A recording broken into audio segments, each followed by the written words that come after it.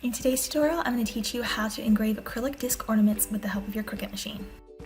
Well, hey there everybody. Today I'm going to show you how to engrave beautiful acrylic disc ornaments with the help of your Cricut Maker machine. You can use the Cricut Maker Original or the Cricut Maker 3.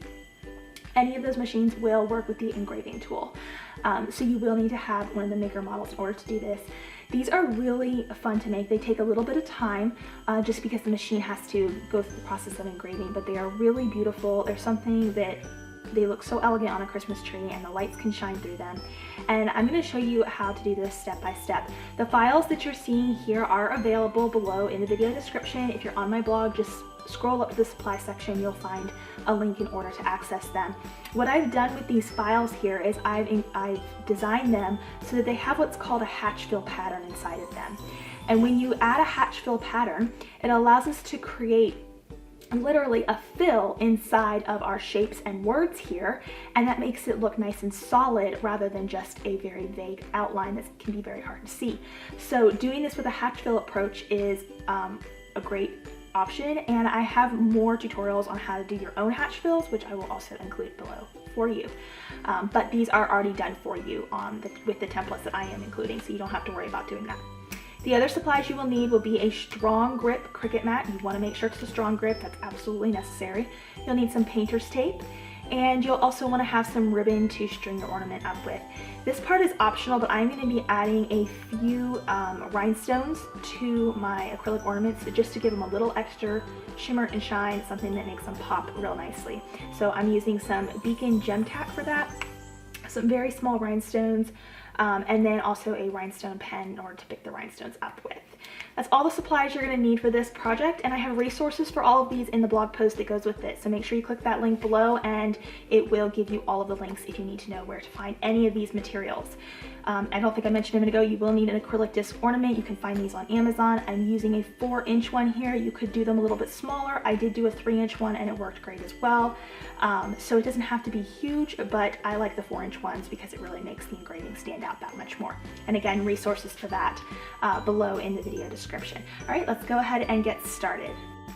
Alright, so we're in Cricut Design Space here. I've already imported the files. If you're new to Design Space and you need help understanding how to import files, I have a separate blog post on that, but you will ultimately just go to this upload button, and then you will upload an image by browsing your computer, or you can drag the image directly into Design Space, but if that doesn't work for you, then just try clicking that browse button,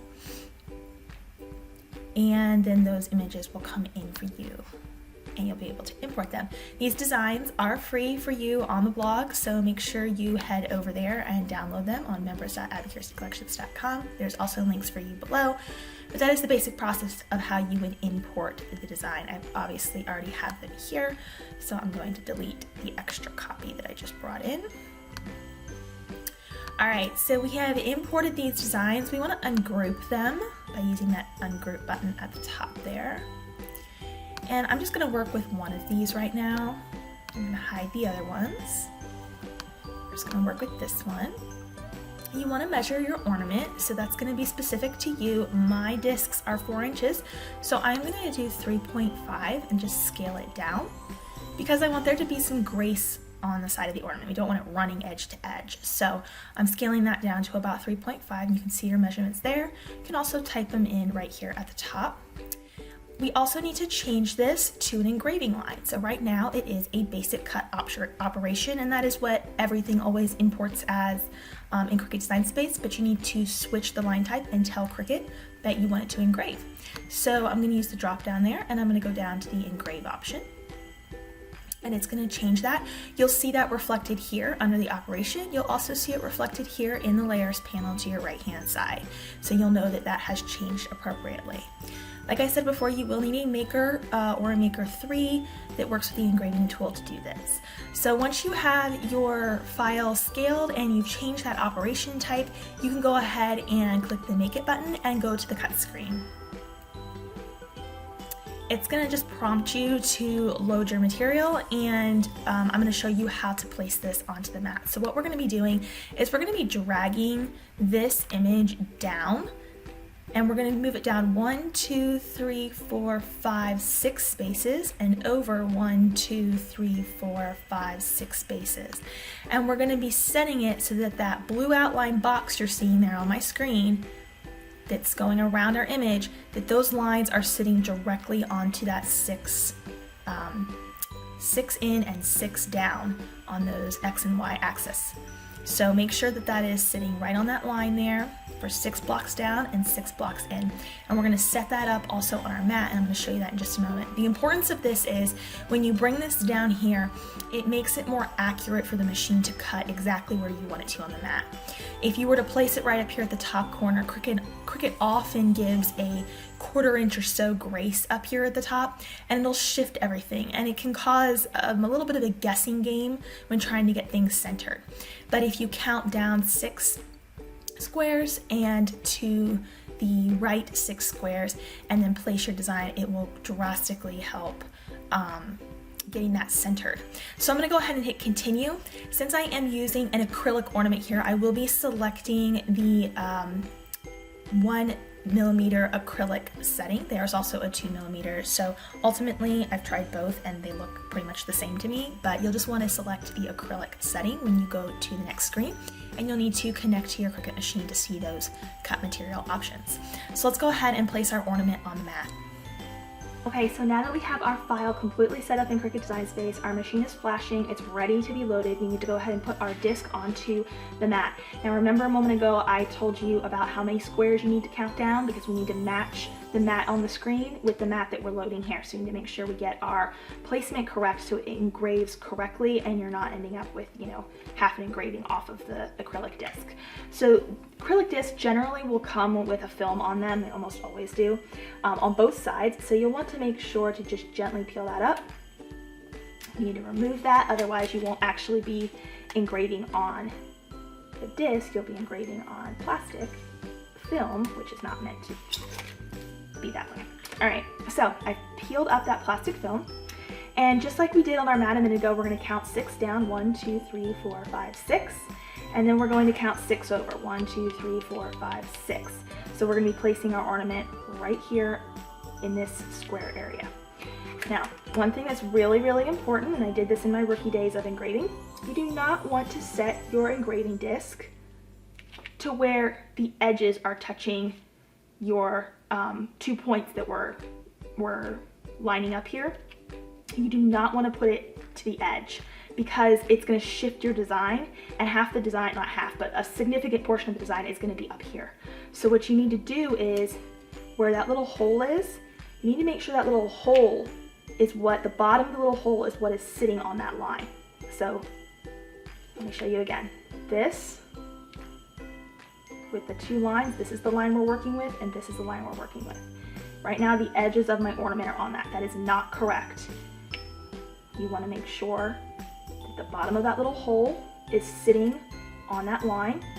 And then for the side part here, you just want it to be a tiny bit over, like so. It doesn't have to, it's not very specific, it just has to be hung over enough that it's not sitting directly on the line. So if you get that top one lined up, then you'll bring this one over maybe just under 1/4 inch, if I had to give an exact specification. But not that much, just enough to where it's sitting, the line is sitting right inside of the circle and not on the edge, because otherwise your whole design is going to shift. So this is how you want your disc to look here on your mat. Now give it a good press down on that strong grip mat. Make sure your strong grip mat is relatively fresh. You don't want it to be not sticky enough to where your ornament shifts around on you. I'm peeling a little bit of painter's tape off here in order to stick onto the mat. I'm just doing a little bit right up top and a little bit right up bottom. It barely is touching the top and the bottom. The engraving is not going to be going over those because we have scaled our ornament piece. This is a 4-inch disc, but we have scaled the actual design about 3.5. So that will be that grace area there. We can put a little tape just to make sure it's not going to go anywhere. So that is how I would prep an ornament on the mat. And now it's time to go ahead and load our machine.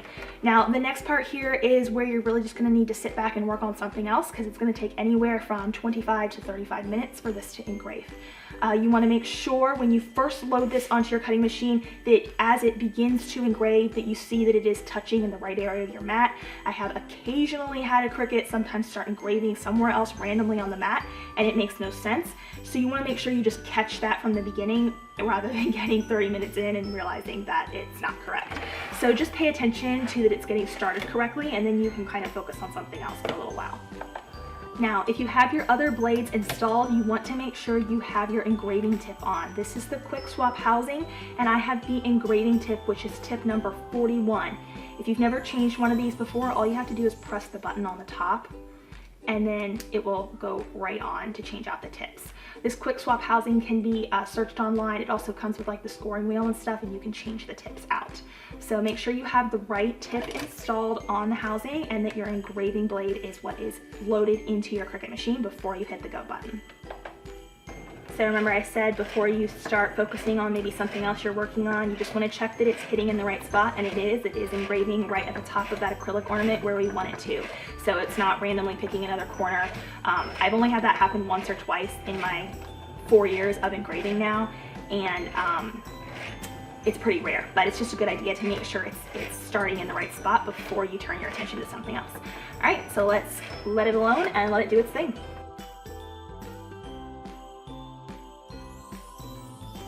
Alright, so our engraving is finished now. There's probably going to be a lot of dust, and that's okay. We can wipe that off with a paper towel in a few minutes. You'll want to unload your mat. Close this up here.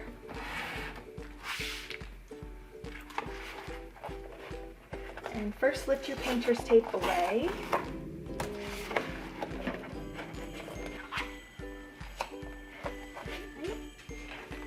This side. Like I said, there'll be some dust, so you might want to blow on it a little bit, kind of just clear it off with your finger a little, get a paper towel maybe, just wet wipe it a little bit to get it nice and dust free. Alright, so that turned out really great. Now, this next part is, like I said before, completely optional, but I'm going to be adding a few little gems. Let me show you how my other ones turned out. Okay, so I've switched backgrounds here just because if I leave it on the white background I normally work on, it's really hard to be able to see the engraving on the camera. So I wanted to do a darker background here so you could see all that hatch fill engraving, how well that turned out. And the next step here is I'm going to be just adding some of these rhinestones. Again, completely optional, but you can follow this process if you would like as well, just to add a little something extra. And then all we need to do is add a ribbon on as well. So I have my little gem containers here. I am going to be using Beacon Gem Tack for this, and I'm actually going to have 2 of these containers, and the reason I'm doing it this way, where I'm actually going to pick the gem up and dip it, is because typically when you bedazzle anything, you would put the gem tack on the surface and then start placing the rhinestones. But because I don't want to get any gem tack anywhere on this clear ornament other than underneath the rhinestone, because it will leave a residue. So I'm going to be picking up, dipping, and placing onto the acrylic ornament. Okay, so I'm just going to put a little bit of this here in one of my dishes.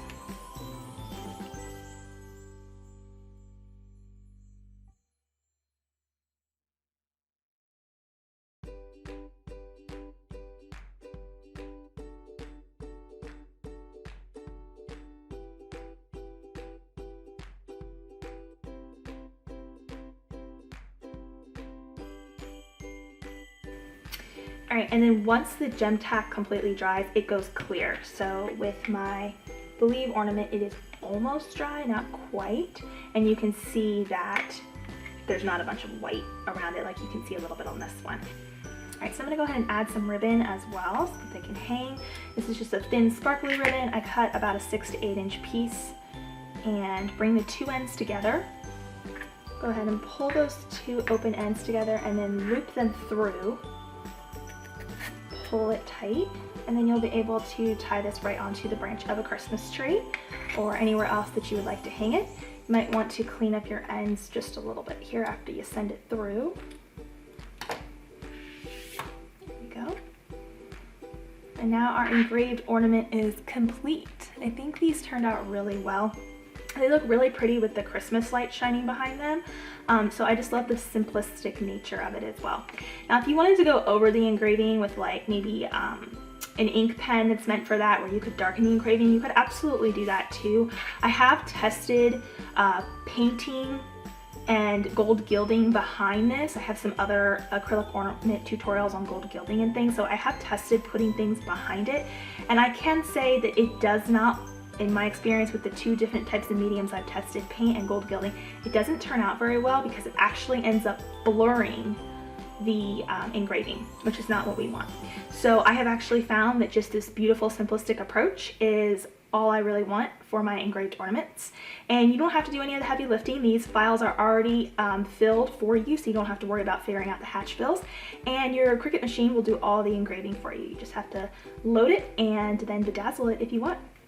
I would love to know what questions you have for me on this. Go ahead and leave them below, and make sure you visit the blog post to get these templates as well as the full resource list and all that good information for making your own acrylic ornaments.